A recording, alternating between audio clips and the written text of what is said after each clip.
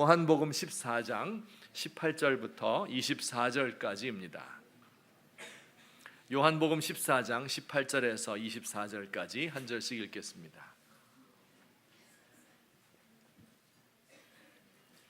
내가 너희를 고아와 같이 버려두지 아니하고 너희에게로 오리라.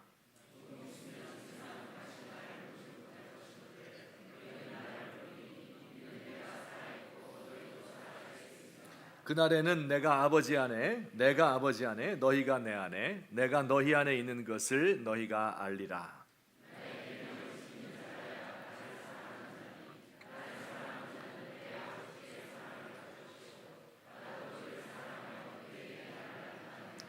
가룟인 아닌 유다가 이르되 주여 어찌하여 자기를 우리에게는 나타내시고 세상에는 아니하려 하시나이까.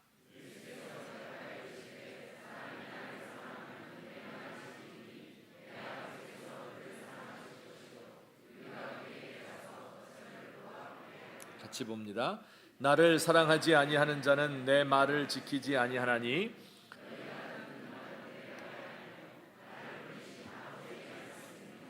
아멘. 예수님의 이 지상에서의 마지막 밤입니다. 제자들의 발을 씻기시고 가룟 유다가 떠나간 후에 예수님은 제자들에게 마지막 가르침과 당부와 약속을 하고 계십니다. 주로 제자들이 예수님께 묻고 예수님은 대답을 주는 형식으로 되어 있습니다. 그 물음들이 참 중요한 물음이죠. 베드로가 물었던 것 3주 전에 배웠는데 기억하십니까? 베드로가 예수님에게 뭐라고 물어봤지요? 주여 어디로 가시나이까? 쿠어바디스 도미네 이렇게 물었죠. 또 2주 전에는요, 도마라는 제자가 예수님에게 물었습니다. 주여 그 길을 어떻게 알 수 있겠습니까? 도를 아십니까? 그런 뜻이었죠. 기억하시죠? 이 모든 질문들은 인류가 가지는, 우리 모든 사람들이 가지고 있는 중요한 질문들을 제자들이 대신 해준 것입니다. 오늘 말씀에 보면 또 한 사람의 제자가, 그 이름을 유다라고 하는 가룟 유다 아닌 다른 유다가 예수님께 질문을 했습니다. 23절 말씀에 우리 같이 한번 그 질문을 읽어보겠습니다. 시작. 주여 어찌하여 자기를 우리에게는 나타내시고 세상에는 아니하려 하시나이까? 이렇게 물었습니다. 주여 어째서 당신을 우리에게만 나타내시고 이 세상에는 나타내지 않습니까? 이런 질문을 예수님에게 했습니다. 좀 제가 설명을 드리겠습니다. 예수님이 이제 떠나가신다는 말을 듣고 제자들이 놀라고 근심했잖아요. 그런데 예수님께서 그들에게 2가지 말씀하셨어요. 내가 아주 가버리는 것이 아니고 아버지 집을 다 준비해 놓고 다시 올 것이다. 그리고 그 중간에도, 그 긴 기간이니까 그때에도 나의 영이, 성령이 너희와 함께 할 것이다 말씀하시면서 이런 말씀 주셨어요. 19절 말씀에 다 같이 시작.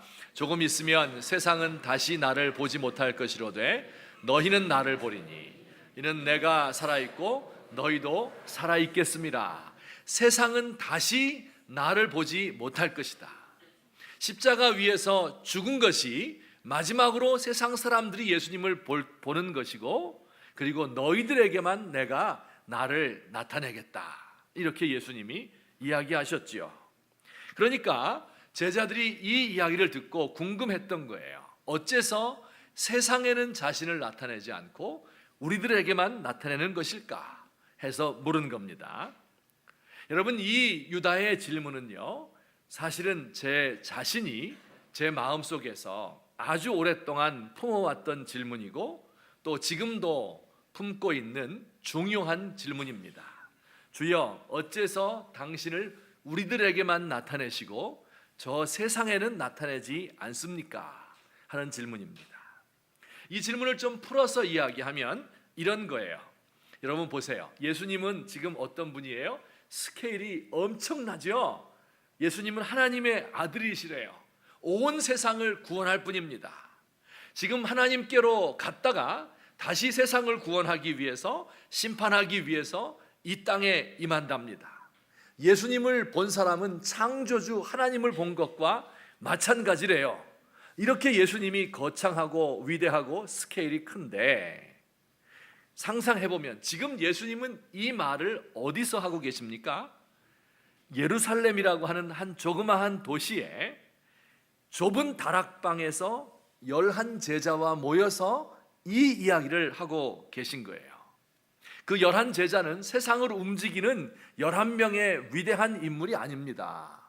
이 사람들은 보잘것없는 뛰어난 것이 하나도 없는 소수의 사람들에 불과합니다. 그 당시 이 세상의 중심은 로마였습니다.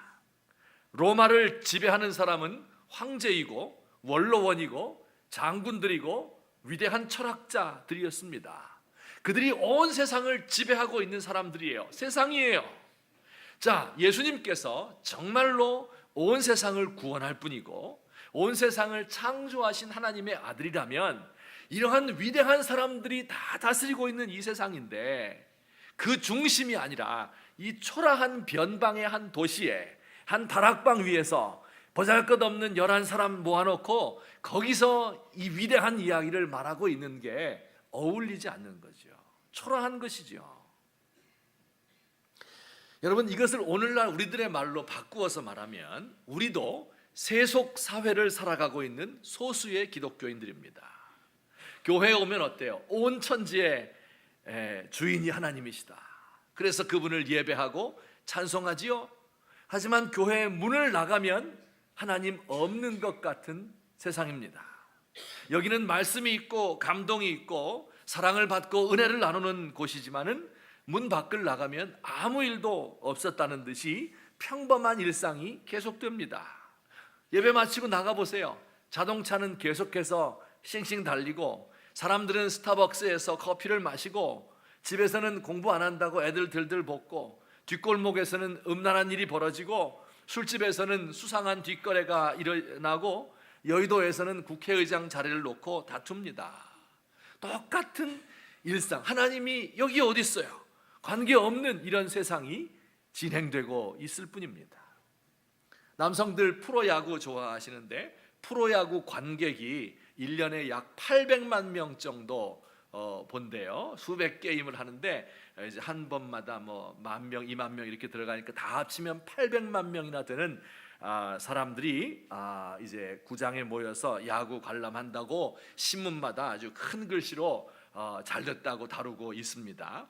그런데 교회는요 매주일 800만 명이 모여서 예배하고 있어요. 그런데도 신문에 한 줄 나지도 않습니다. 자, 예수 안 믿는 사람은 그렇다 치고 예수 믿는 우리들도 일요일 날은 교회 나와서 꾸벅꾸벅 졸다가, 오늘은 특별히 조는 분이 없는데 집에 가서 예배 끝나면 어때요? TV 드라마 시청하고 무한도전 보고, 그리고 월요일 되면 하나님이 안 계신 그 일상 속으로 들어가서 안 믿는 사람과 똑같은 삶을 살지 않습니까? 그래서 우린 예수님께 이렇게 묻는 거예요. 주여, 어찌하여 당신을 우리에게는 나타내시고 세상에는 나타내지 않습니까? 하나님이 세상의 창조주이고 다스리는 분이라면서요. 그럼 하나님의 모습이 좀 더 많이 드러나서 많은 사람들이 늘 하나님을 인식하며 의식하며 살아야 하지 않겠습니까? 어떻게 이렇게 예수 믿는 사람은 소수로 전락하고 위상이 추락하고 윤리적으로 타락해서 초라하게 살아가고 있는 것, 이게 맞는 겁니까? 이런 질문, 이게 유다의 질문이었고 또 저의 질문이기도 합니다. 때로 이 질문은 또 이런 사람들이 드릴 것 같아요. 박해를 받고 있는 기독교인들은 더 간절한 마음으로 이런 질문을 할 겁니다. 고통을 견디며 하루하루를 힘겹게 살아가는 북한의 기독교인들은 이렇게 기도할 것 같아요. 주여, 우리에게는 주님이 살아계신 하나님이 분명한데 우리를 박해하고 있는 저들에게는 왜 안 나타나십니까? 김정은에게 한번 나타나 주시면 안 됩니까? 지옥불에 떨어지는 무서운 꿈을 주시든지 아니면 하나님의 사랑이 자신을 부르는 이런 환상을 보여주시든지, 이렇게 하면 좀 좋아요. 이렇게 하나님께 기도하는 사람이 매일매일 많을 것입니다. 혹은 우리들이 고통받는 세상을 살아가는 이 불행하고 불쌍한 사람들을 보면서 이런 질문을 할 때가 있습니다. 아마 지난 한 주 동안에 많은 사람들이 눈물을 흘렸을 것 같습니다. 일주일 전에 지난 토요일 오후 지하철 2호선 구의역에서 스크린도어 수리 작업을 하던 19세 청년 김아무개 군이 열차가 들어오는 것을 보지 못한 채 일하다가 치여서 죽은 사건이 일어났습니다. 어려운 집 장남으로 태어났어요. 대학을 포기하고 공고에 들어가서 돈 버는 길을 선택했습니다. 대학은 나중에 돈 모아서 가겠다 이렇게 생각을 하고 지난 1월 달에 취업을 했는데 144만 원의 월급을 받습니다. 그런데 그중에 100만 원을 떼어서 5번 적금을 붓고 30만 원은 자기 용돈으로 하고 또 10만 원은 자기 동생에게 용돈을 주는 이런 청년이었습니다. 그 일이 얼마나 바쁘고 피곤하였는지 여러분이 보도를 보아서 잘 아실 것입니다. 집에 와서는 씻지도 못하고 쓰러져서 잠들 정도로 과로한 그런 상태였습니다. 하지만 그는 정직원이 될 것 같은 희망을 가지고, 헛된 희망이라는 거 우리 다 알지요? 힘든 내색하지 않고 직장을 다녔습니다. 죽은 후에 들고 다니던 가방을 열어보니까 그 안에 사발면이 하나 들어있었어요. 또 여러 가지 공구들과 함께 숟가락도 하나 있었는데 비닐에 쌓여 있는 것도 아닌 숟가락이 있었습니다. 여러분, 이 젊은 아이가 사발면 하나로 끼니를 때울 수 있습니까? 안 되는 거예요. 그 바쁜 시간을 쪼개어서 이걸 물 말아서 얼른 수저로 더러운 것을 쓱쓱 씻어서 먹으려고 했겠죠. 그런데 그것을 먹지 못하고 그는 죽었습니다. 그 다음 날이 생일이었다고 하는데 엄마가 케이크를 다 준비하고 축하해 주려고 했는데 만 19세 생일을 넘기지 못하고 그는 죽었습니다. 여러분, 이런 사건들을 보면서 우리는 탄식하며 묻습니다. 주여, 어찌하여 당신을 우리에게는 나타내시고 세상에는 나타내지 않습니까? 이렇게 힘들어하며 살아가는 사람들에게도 구원이 임해야 되는 것 아닙니까? 그들에게 당신을 나타내 보여 주시기 바랍니다 하는 이런 마음을 가질 수밖에 없습니다. 이것이 이 질문의 뜻이에요. 유다가 예수님께 품어왔던 질문을 드리고 있는 겁니다. 자, 그러면 이런 우리의 질문에 대하여 우리 주님은 무엇이라고 대답을 주셨을까요? 예수님 제자 유다의 질문, 주여 어찌하여 자신을 우리에게는 나타내시고 세상에는 나타내지 않습니까? 하는 질문에 대하여 예수님은 무엇이라고 말씀하실까요? 두 가지로 그 대답을 요약해 보도록 하겠습니다. 우선 첫째, 다 같이 시작.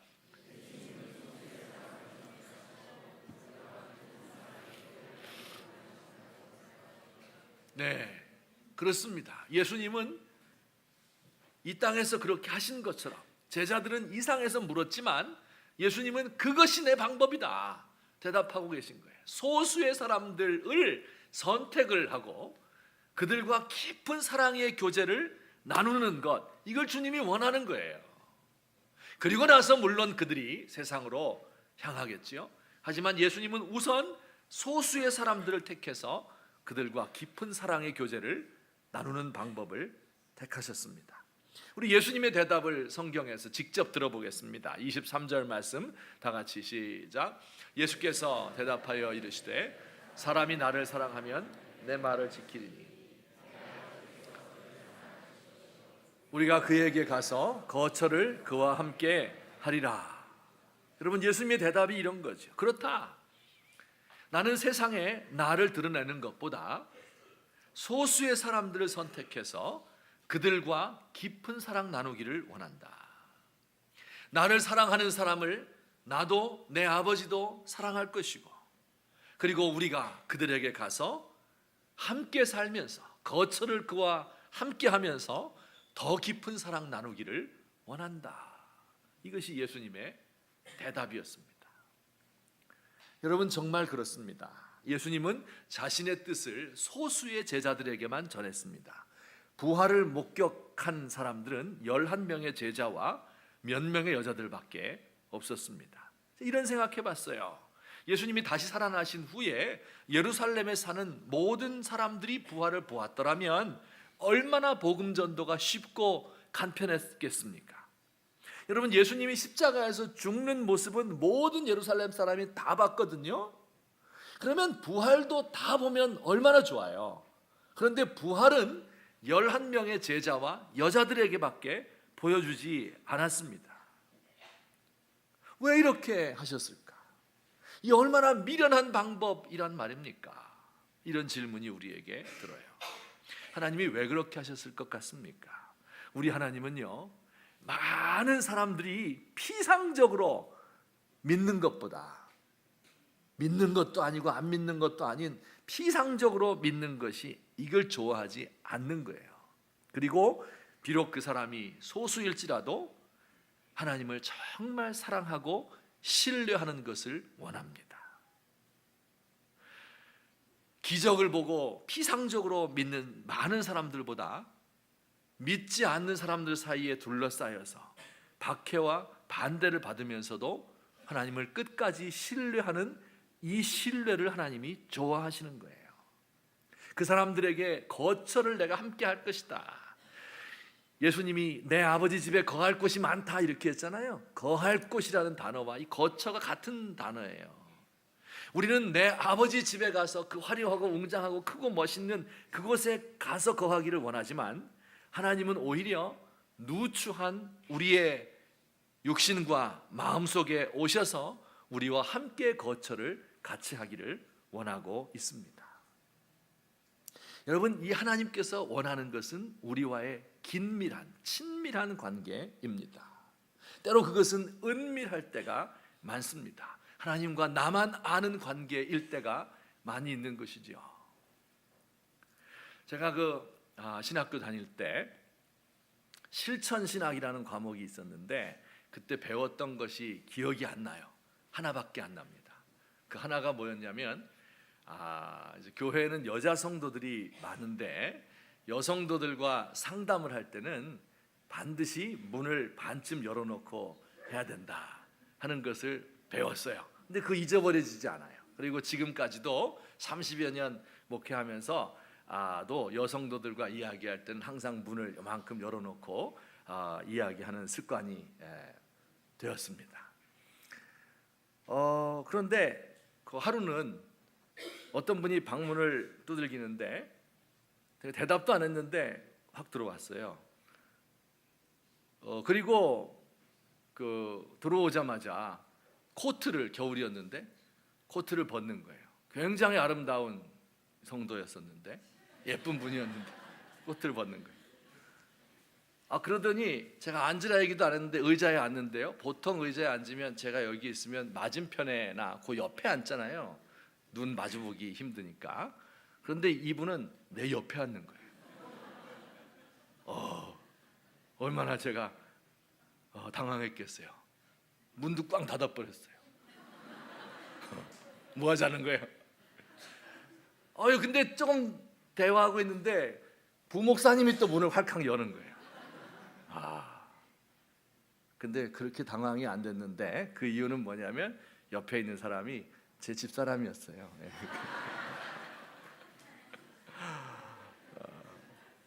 가까이에 있어도 괜찮죠? 은밀하죠? 아무도 모르는 이런 관계, 이게 굉장한 특권이죠. 여러분, 이 남녀가 데이트하다가 처음에 가는 곳은 오픈한 데, 사람 많이 있는 데를 갑니다. 그런데 조금 시간이 지나면 껌껌한 데를 좋아해요. 그래서 극장 구경 가고 옆에 앉아서 손도 한번 잡아보고 막 이렇게 하는 거예요. 좀 더 깊어지면 어때요? 좀 더 은밀한 데로, 좀 더 껌껌한 데로, 좀 더 음침한 데로 가는 거죠. 그 음침한 곳에 최고봉이 신혼여행이 되는 거죠. 하여튼 이렇게 은밀하고 친밀한 이런 관계가 인간관계에서도 가장 소중한 것입니다. 여러분, 사람과 사랑을 나누는 것도 중요해요. 이 사람과의 사랑하는 관계 없이 세상을 다 얻으면 그게 무슨 소용이에요? 마음 한구석이 텅 비어서 더욱더 헛된 것을 추구합니다. 여러분, 제가 볼 때 미련한 사람들은요, 자기를 잘 알지도 못하는 사람들에게 인정과 명성을 얻으려고 해요. 텔레비에 나오면 무슨 소용이 있어요? 가까운 사람과의 관계를 소홀히 합니다. 남들에게 보이는 명예나 학위나 이런 거 막 추구하는 거예요. 근데 가까이 보는 사람은 그 실상을 아니까 그런 멸시해요. 이게 무슨 의미가 있습니까? 하나님과의 관계도 마찬가지예요. 여러분, 하나님께서 재물이 부족해서 우리에게 재물을 원하시겠습니까? 권세가 부족해서 권세를 원하시겠습니까? 하나님이 원하는 건 딱 한 가지예요. 하나님을 사랑하고 하나님을 이해하고 그리고 그와 친밀한 교제를 나누는 그 사람을 하나님께서 원하는 거예요. 그거 딱 한 가지 원하는 것입니다. 예수님과의 이 사랑의 교제는요, 하나님도 기뻐하시고 우리도 그 교제가 제일 좋은 겁니다. 좀 생각해 보시면 우리 매일매일 사람들 많이 만나잖아요. 눈 뜨면 식구들 만나고, 직장 가면 동료들 만나고, 거래처 사람 만나고, 고객들 만나고. 이 세상의 삶이 사람들과의 만남이에요. 그런데 그 사람들은 어떻습니까? 서로를 이용해요. 서로에게 잘 보이고 하첨하려고 합니다. 때로는 미워합니다. 원수가 됩니다. 속으로는 미워하면서 반갑다고 악수하고 이런 사람들로 천지입니다. 여러분, 이런 관계에서만 살아간다면 어떻게 될까요? 우리 마음은 상처를 입고 마음을 닫게 되고 다른 사람에게 상처를 주는 거예요. 이런 사람들과만 만나면 우리는 결국 세상 사람과 조금도 다를 바 없는 속물로 전락하게 됩니다. 그러나 날마다 하나님 아버지를 만나고 그와 깊은 교제를 가지고 그와 대화하고 그리고 그와 이야기하는 이런 사람, 죄악으로 달려가는 마음이 없어져요. 원수 갖고 싶은 마음, 미워하는 마음이 정화됩니다. 이 사람은 하늘의 평안을 맛보는 거예요. 마음이 아프고 슬플 때 하나님 아버지께 나아가서 두런두런 이야기를 나누는 것이죠. 기도실로 들어갈 때 표정은 어두운 마귀의 표정이지만 나올 때는 천사의 밝은 얼굴이 돼서 젖은 눈으로 나오는 것, 이것이 신앙생활의 본질이고 핵심인 것입니다. 이 사실을 잘 아는 분이 다윗 왕이었어요. 그 왕이었는데 얼마나 바빴겠어요? 얼마나 복잡했겠습니까? 대가족이죠. 백성들을 섬겨야 되죠. 신하들 사이에 둘러싸여 있는데 거기 어떤 인간이 있는지 모르죠. 외교 문제가 복잡하죠. 전쟁을 해야 되죠. 이런 가운데 둘러싸여 있는 사람이 다윗이었습니다. 그런데 그가 이렇게 노래했어요. 시편 131편 1절과 2절인데 아마 제가 한두 번 소개해드렸을 거예요. 너무 좋아하기 때문이죠. 다 같이 시작. 여호와여,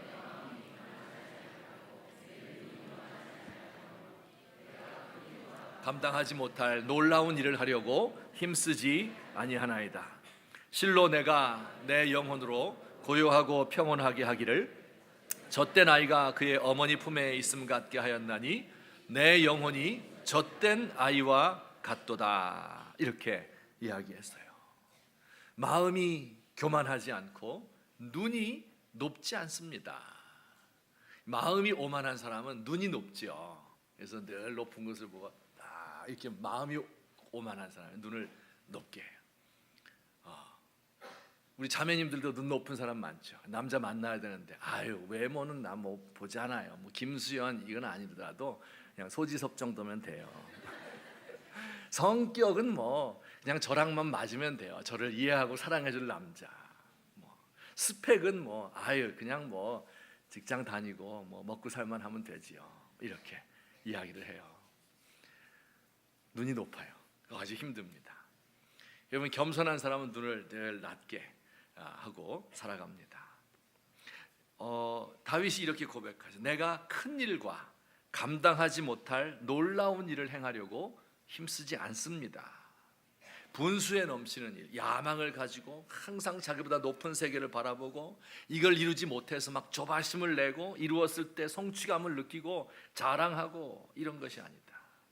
굉장하고 화려한 일, 사람들이 알아줄 만한 일. 여러분, 높은 사람과 교제하는 것 자랑스럽죠. 대통령과 사진 한번 찍으면 평생 가보로 막 물려주죠. 여러분, 그런 게 다 의미가 없다는 거예요. 무엇이 진정한 의미냐? 그 영혼이 고요하고 평온한 것, 침묵 가운데 주의 일하심을 보는 것, 내 혼자 나서서 노력하며 일하는 것이 아니라 마치 젖된 아이가 어머니 품에 있는 것처럼 그 안에서 참된 만족을 얻는 것입니다. 여러분 생각해 보면요, 이것이 얼마나 개인적인 것이고 사소한 것이고 초라한 것이고 별것 아닌 것 같죠? 여러분, 이게 가장 위대한 인간 승리를 낳는 것입니다. 다윗이 이룬 그 놀라운 왕국의 핵심 속에 이 시간이 있는 것입니다. 여러분, 서구에 9개의 큰 문명이, 전 세계에 9개의 큰 문명이 있답니다. 이집트 문명, 메소포타미아 문명, 중국, 인도, 로마, 공산주의, 이슬람권, 이런 그 문명들이 지금까지 온 인류 역사상 존재했었고 지금도 존재하고 있어요. 그 중에 하나가 서구 기독교 문명이에요. 이 모든 문명들의 핵심 속에는 종교가 있고요, 그리고 문화가 있고, 그리고 그들이 건설해 놓은 모든 좋은 것들이 있습니다. 그런데 서구 기독교 문명은 다른 8개의 문명과 전혀 다른 것이 한 가지가 있습니다. 이게 뭔 줄 아세요? 그 서구 기독교 문명의 핵심은 기독교겠죠. 근데 그 기독교의 핵심이 무엇인가 하면 항상 하나님 앞에서 자기를 성찰하는 것입니다. 인간은 흔들리는 연약한 존재에 불과하다. 내가 이루어 놓은 이 왕국과 이 제국은 언제든지 하나님께서 물리치시면 죽을 수밖에, 망할 수밖에 없는 것이다 하는 것을 분명히 알았던 사람들이 만들어 놓은 문명입니다. 그러니 그 문명 자체를 자랑하지 않는 거예요. 나머지 8개 문명은 전부 자기가 온 세상을 구원할 것처럼 이야기를 하죠. 내가 이뤄놓은 이것이 최고의 영광이라고 드러내고 자랑하고 오만하지요. 기독교는 그렇게 하지 않습니다. 언제든지 망할 수 있다. 하나님 앞에서 별것이 아니다. 풀과 같고 그 영화는 풀의 꽃과 같은 것이다 하는 것을 분명히 알았던 이러한 사람들이 건설하였습니다. 가장 영광스러운 것 속에 가장 연약한 것이 있음을 이해하는 것, 이것이 바로 우리 기독교의 핵심이요 본질입니다. 오늘 저와 여러분들이 이 사실을 꼭 기억하셨으면 좋겠어요. 예수님께서 먼저 원하시는 것은 세상을 원하는 것이 아니라 나 자신, 소수의 사람들, 그러나 하나님을 깊이 사랑하고 신뢰하는 우리들을 원하신다 하는 것을 꼭 기억하시는 저와 여러분 되시기를 예수님의 이름으로 축원합니다.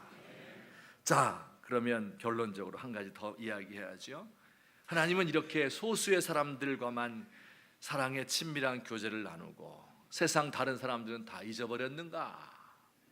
택한 사람들만 사랑하고 그들을 위해 십자가 지고 그들에게 성령 부어주시고, 그럼 세상에서 고통받는 사람은 어떻게 하라고 하는 질문이지요. 두 번째 답입니다. 우리 같이 읽겠습니다. 시작.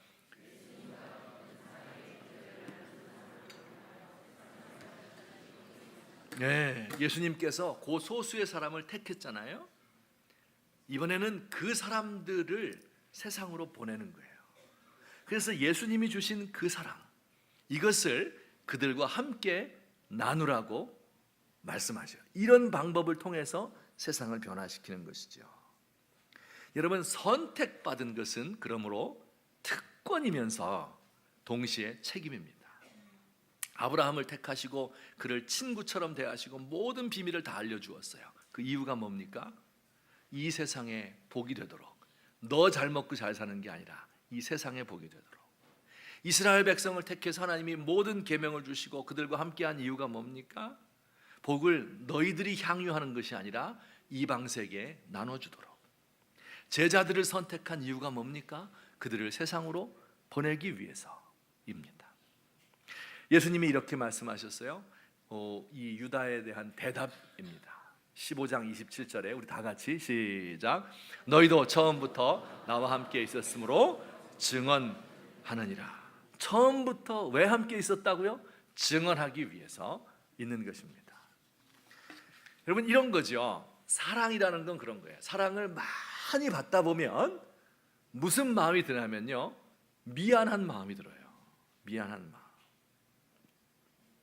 하나님의 사랑을 많이 받다 보면요, 하나님의 사랑을 저 못 받은 사람들이 불쌍해지고 미안해지는 거죠. 왜 내게 믿음을 주셨을까? 왜 내게 성령을 주셨을까? 그것을 이해할 수는 없어요. 하나님의 뜻이니까 이해할 수 없어. 하지만 이것을 못 받은 사람에 대해서 미안하고 부끄러운 마음을 가지는 것이 자연스럽습니다. 우리 남한에 있는 성도들이 하나님 앞에 정말 북한 사람들보다 더 윤리적으로 뛰어나고 고상하고 하나님 잘 섬겼을까요? 저 그렇게 생각하지 않습니다. 하지만 왜 하나님은 우리에게는 이처럼 자유를 주시고 북한에 있는 성도들에게는 왜 그런 괴로움을 주셨을까? 내 마음이 괴로운 거예요. 미안한 겁니다. 나는 좋은 가정에서 태어나고 좋은 교육받고 사랑받으며 살아가고 좋은 직장에서 일하고 있는데 그렇지 못한 사람들을 바라볼 때 미안한 마음이 드는데, 그 하나님의 사랑을 깊이 깨달으면 깨달을수록 미안한 마음은 더 커집니다. 그래서 그들을 위해서 나아가게 되고 내가 받은 그 사랑을 그들에게 나누어 주게 되는 것입니다. 이걸 전도라고 이야기해요. 그러니 전도할 때 막 억지로 막 끌고 나오고 그러는 거 아닙니다. 내게 있는 그 사랑, 이것을 자연스럽게 이야기하고 증언하고 나누어 주는 거죠. 여러분, 목축을 하는 방법이 두 가지 방법이 있어요. 양소를 키우는 방법이, 한 가지는 울타리 치는 방법이고 두 번째는 우물 파는 방법입니다. 내 양, 내 소를 끌어와야 될 거 아니에요? 잃어버리면 안 되잖아요. 그렇게 하기 위해서 첫째는 뭐 한다고요? 울타리 치는 방법이 있어요. 울타리를 쳐놓고 다른 양과 다른 집 양과 우리 양을 구분하고 들짐승이나 도둑이 와서 못 잡아가게 하기 위해서 울타리를 딱 치는 방법이 있어요.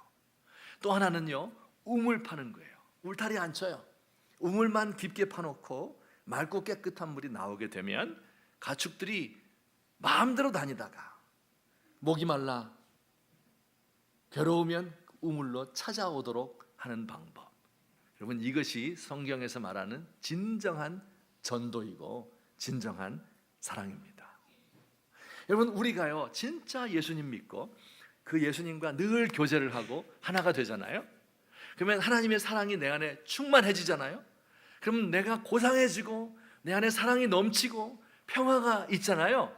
그러면 어떤 현상이 벌어지냐면 사람들이 내게로 옵니다.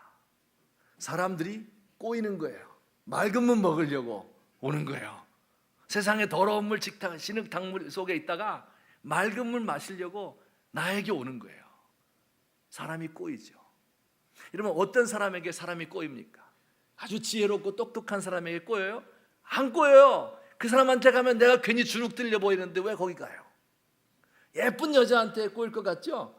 안 꼬입니다. 왜냐하면 자기 좋아하는 줄 알까 봐 안 가게 돼요.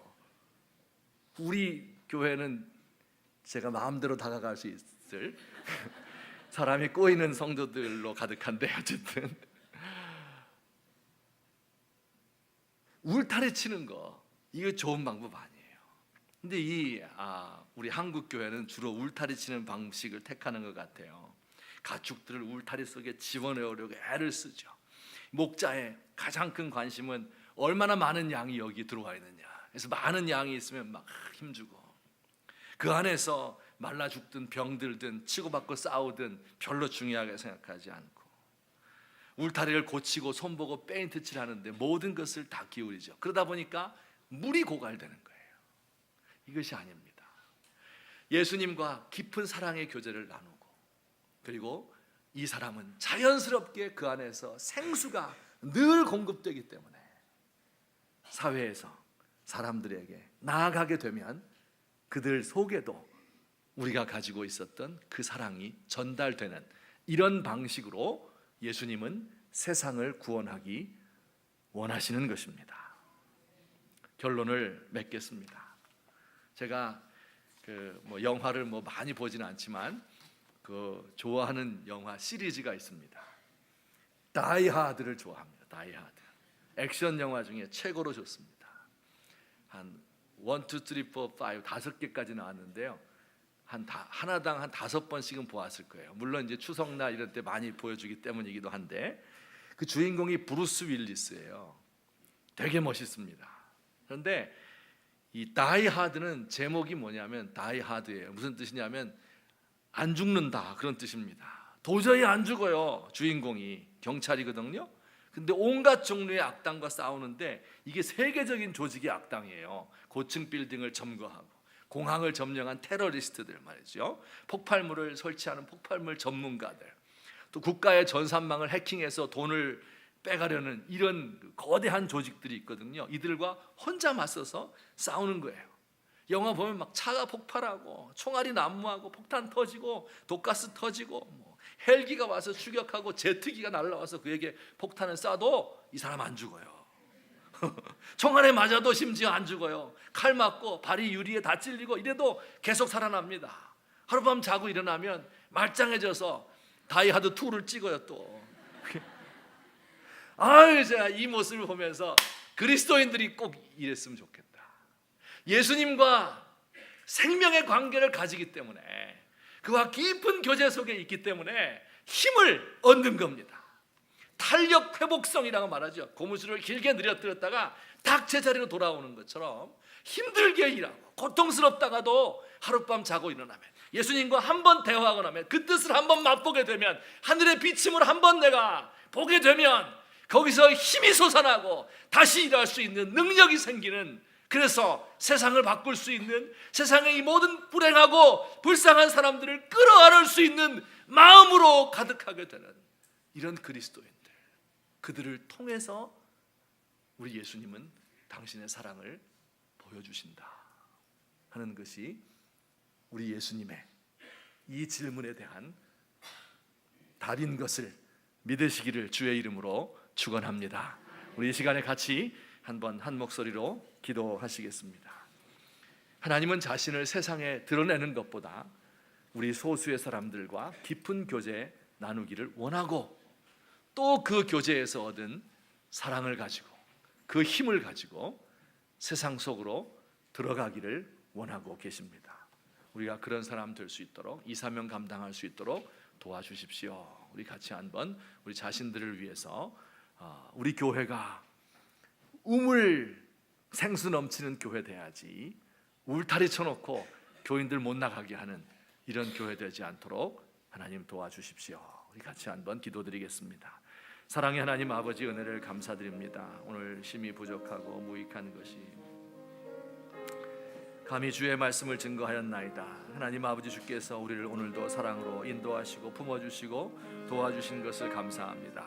하나님 아버지, 이 주의 일을 제가 어떻게 감당해야 되겠습니까? 내 영혼이 젖된 어린아이가 부모를 바라보며 그 안에서 평온과 안식을 얻는 것처럼 우리 하나님 바라보게 하여 주옵소서. 오 하나님, 내 눈이 높지 아니하오며 내 마음이 오만하지 않고 오직 주님을 바라보며, 오 하나님, 미치지 못할, 이루지 못할 기이한 것을 힘쓰지 않는 자가 되도록 하나님 아버지 저를 도우시고 인도하여 주옵소서. 우리 주님과의 가장 깊은 교제가 소중한 것임을 알게 하시고, 우리 하나님께서 내게로 와서 함께 거처를 하시는 이런 놀라운 기쁨의 은총을 누릴 수 있도록 하나님 저를 도와주옵소서. 하나님, 우리 믿는 성도들이 미안한 마음을 가지고 세상을 살 수 있도록 하시고, 아버지 죄송스럽고 송구한 마음을 가지고 사람들에게 복음을 전하며 사랑을 베풀 수 있는 귀한 주의 종들 되도록 하나님 도와주시옵소서. 사랑의 하나님 아버지, 고맙습니다. 왜 하나님께서 우리에게만 성령을 주시고, 왜 우리에게만 복음을 주시고, 왜 세상에는 나타나지 않는지, 오 하나님 아버지요, 우리가 그 사랑과 그 은혜를 어떻게 말로 표현해야 될지 우리의 일생을 다 바쳐서 주님을 찬송합니다. 오 하나님 아버지요, 우리에게 찾아오시고 거처를 함께 하시고, 그리고 우리에게 모든 좋은 것들을 주시는 그 하나님을 바라며 그 기쁨을 날마다 누릴 수 있도록 우리 주님 도와주시옵소서. 아버지여, 우리가 이 세상의 사람들에게, 주님을 모르는 사람들을 정죄하고 비판하고 따돌리고 저주하는 것이 아니라, 하나님 그들에 대해서 미안한 마음을 가지고 송구스럽고 죄송하여서 내게 있는 모든 것을 다 내어주어도 아깝지 않은 이런 깊은 사랑 품을 수 있도록 하나님 세상을 향해서 사용되는 도구가 되도록 우리 주님의 증인이 되도록 우리를 도와주시옵소서. 예수님의 이름으로 기도하옵나이다. 아멘. 이 시간에 아까 광고 드렸던 것처럼 우리 베트남 153 아카데미에서 나오셔서 우리 특송을 해주시겠습니다.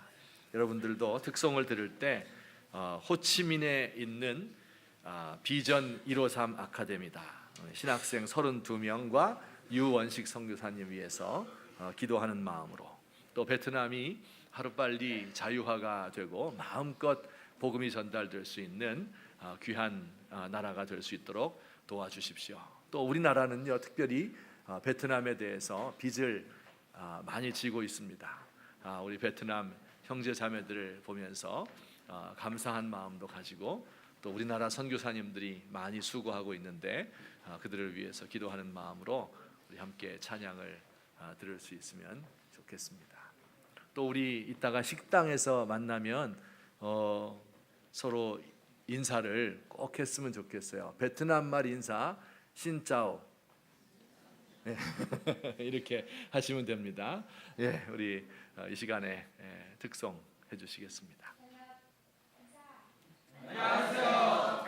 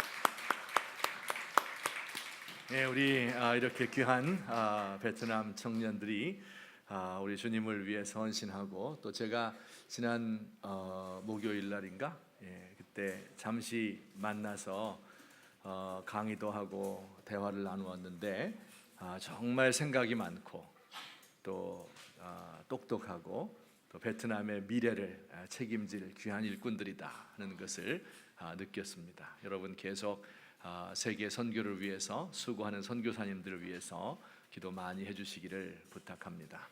우리 이 시간 찬양할 때 지금 불렀던 찬송 아바 아버지 이 찬송 불렀으면 좋겠어요. 우리 찬송 들으니까 너무 좋습니다. 우리 다 함께 자리에서 일어나셔서 찬송 부르시고 축도로 예배를 마치도록 하겠습니다. 아바 아버지 나를 도우시고 지키시고, 아바 아버지 나를 도우시고 바라보시는 아바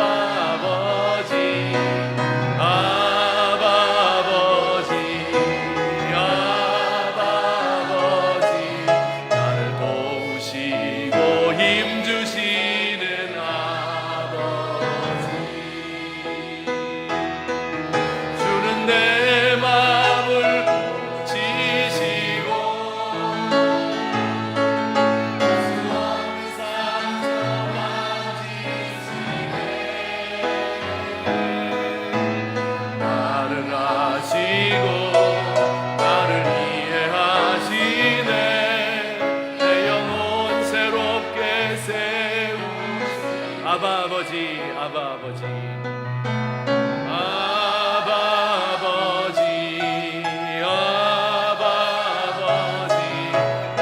안으시고 바라보시는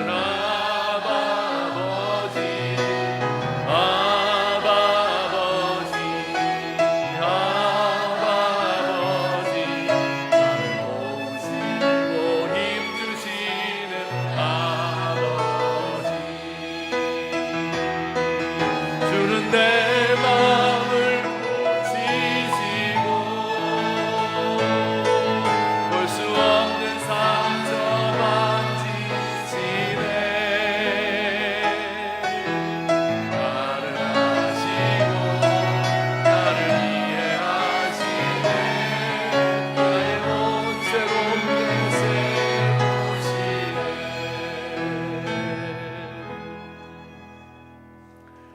사랑과 자비가 많으신 우리 하나님 아버지, 오늘 이 시간 우리 하나님께 나와 경배하며 또 예물을 바쳤습니다. 우리 하나님께서 기쁘게 받아 주옵소서. 우리의 손으로 하는 모든 수고에 열매가 있게 하시고, 우리의 이마에서 또 우리의 눈에서 흐르는 땀과 눈물을 주님께서 씻어 주시옵소서. 하나님, 우리 귀한 성도님들의 가정과 그 모든 사업과 직장을 주께서 지켜 주옵소서. 형통한 길로 인도하여 주옵소서. 하나님, 우리 가운데 육신의 질병으로 인하여서 혹은 마음의 모든 고통, 또 영혼의 아픔과 슬픔으로, 또한 부모님을 잃고 사랑하는 사람들 잃고 가슴 아파하는 형제 자매들이 있습니다. 한 영혼 한 영혼을 주께서 찾아가시며 하늘의 위로로 충만하게 하옵시고, 하나님께로부터 받은 그 위로를 가지고 세상을 치유할 수 있는 주님의 사람 되도록 인도하여 주시옵소서. 하나님, 우리가 내일부터 살아가야 하는 이 세상은 죄악이 가득하고 또 우리를 넘어뜨리고 유혹하는 것들이 많은 악한 세상입니다. 하나님, 여기서 우리가 넘어지지 않게 하시고 오늘 들은 말씀과 같이 우리의 마음속에 예수님을 향한 사랑이 가득하게 하시고 그 사랑이 생수가 되어서 사람들에게 나누어 줄 수 있는 주님의 귀한 백성들 되도록 도와주시옵소서. 우리 32명의 베트남 형제 자매들을 주께서 기억하시고 종들의 손을 통하여서 그 모든 노력을 통하여서 베트남이 복음화될 수 있는 귀한 은총 허락하여 주시며 이들을 인도하는 선교사님들에게 주께서 힘과 능력과 지혜를 더하여 주시옵소서. 이제는 우리 구주 예수 그리스도의 은혜와 하나님 아버지의 사랑과 성령님의 교통하심이 오늘 주 앞에 나와 기쁨으로 예배하며 우리 주님을 찬양하고 돌아가는 주의 사랑하는 백성들, 세상을 향한 소망을 가득 간직하고 이 문을 나아가는 사랑하는 주의 백성들 머리 위에 이제부터 영원토록 함께 계실지어다. 아멘.